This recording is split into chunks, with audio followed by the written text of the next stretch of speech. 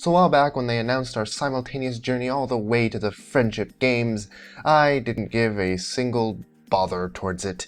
The shorts simply didn't interest me all that much, save for one, but I doubted that would be all that present, and the previous two movies didn't really have me longing for the next. I went into this one with a sense of, let's see what happens, and overall disinterest. So I guess you can imagine how surprised I was when Equestria Girls 3 was actually good. Like, it was good. And not, at least it was better than the first good. It was just good. I enjoyed it. I don't have to persuade myself into liking it like the others. And I wasn't really expecting that, but it happened, so yeah.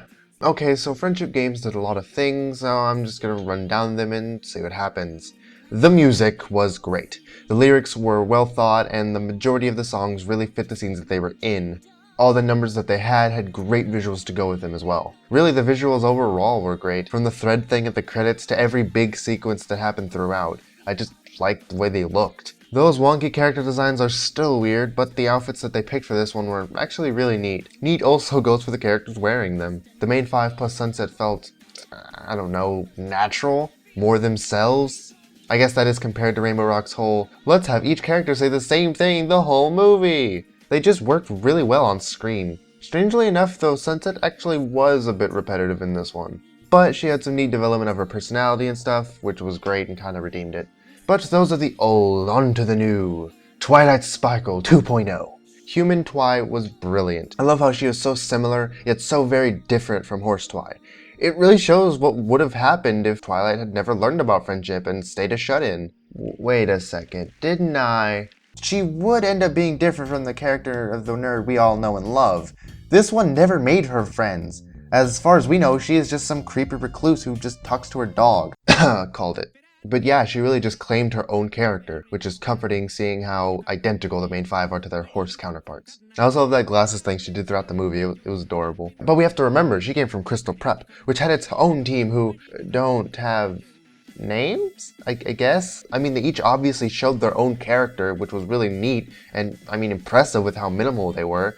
I just don't remember them ever stating their names. I don't know, they seemed like they originally were supposed to be a big part of the movie, but got pushed back by other stuff. Which I honestly don't mind. I mean, as simple as they were, I personally like them more than the Dazzlings. But that may not be a good comparison, as they weren't really the bad guys. Their only real crime was bad attitudes.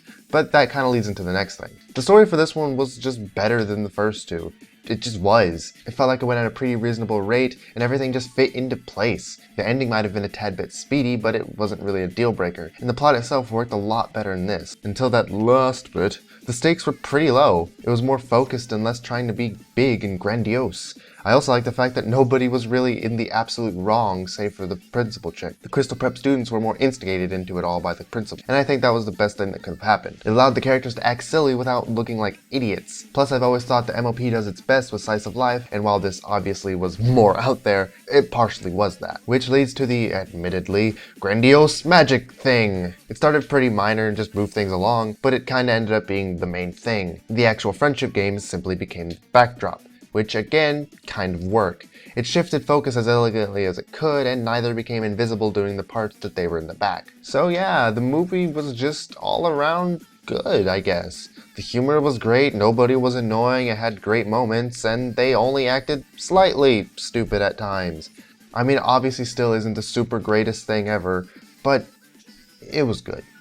And then we get to the end, where Twilight Sparkle turned into a demon. Oh my god.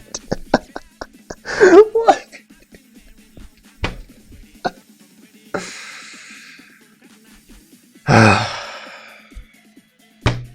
I have mixed feelings on this. On one hand, it was stupid and out of nowhere and didn't make any sense. On the other, I kind of loved it, and it technically is very consistent with how magic works in these movies. And then Angel Alicorn Sunset thing happened, and you know, whatever. It was a thing that was, it was cool, I guess. Sure, it was cool. Yeah. Also, ending gag with Double Twi was great. So yeah, that is my opinion of Horsey Humans 3. They finally figured out how to make the movies. at least as decent as the show. Tell me what you thought of friendship games or my thoughts in the comments below. Like and subscribe if you want to see more. I upload things sometimes. I'm Flink Hollow, and I hope you have a nice day.